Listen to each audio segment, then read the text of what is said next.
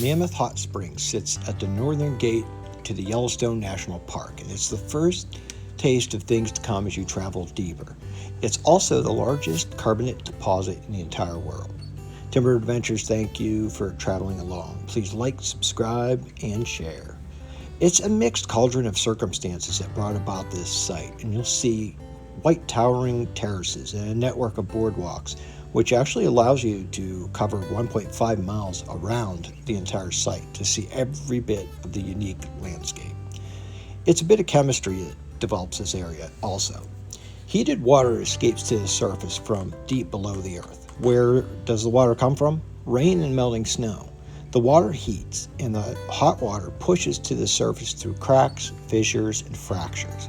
And that water flows over the limestone that was deposited in the area millions of years ago when the area was this vast sea.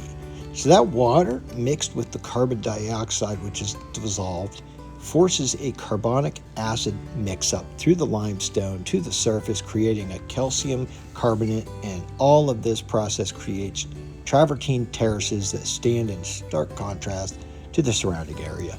Travertine, for the record, is a very shorthand form of simply white calcium-type rocks that are formed from mineral springs. It's often used in buildings like tiles and countertops. The chemistry in itself, in short, that hot water flows out, cools, and deposits calcium carbonate over 2 tons a day. And this has taken place over thousands of years to form these terraces. The hot springs are, well, they're 170 degrees Fahrenheit, about 80 Celsius. And in the spring area with those high temps, you'll see thermophile bacteria hard at work as well, and algae forming. And they have this brown, orange, red, and green colors that stand out. With that bit of info out of the way, what can you expect to see from this mix? Beautifully contrasting colors that sit in dozens of uniquely named hot spring terraces. Dozens. Just like any other area around the hot springs. Stay on the boardwalks. Scalding water kills.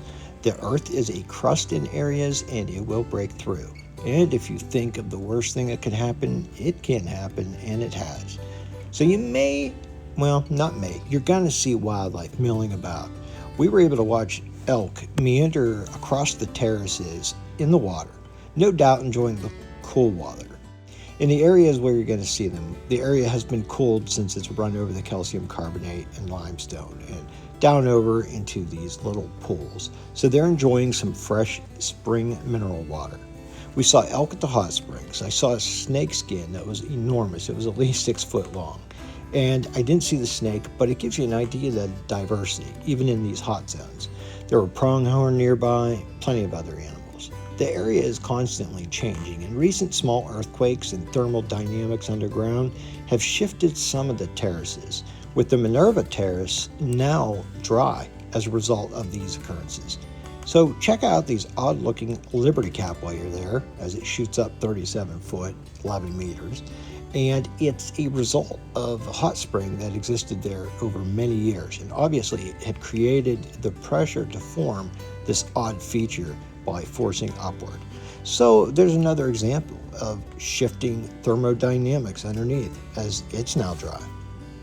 If you have the opportunity to visit Mammoth Hot Springs at Yellowstone, enjoy, stay safe, and be sure to check out the unique terraces in the area with plenty of boardwalk to move around and see everything.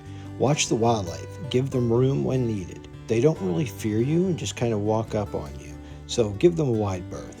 The entire area is a great example of prior glacial activity also, which occurred long ago.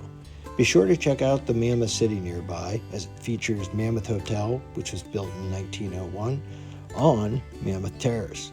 There's also several sinkholes in the area. Keep man aware that he's not quite always in control of things, and there's so much more. The key, enjoy it, and thanks for traveling along with Timber Adventures. Cheers.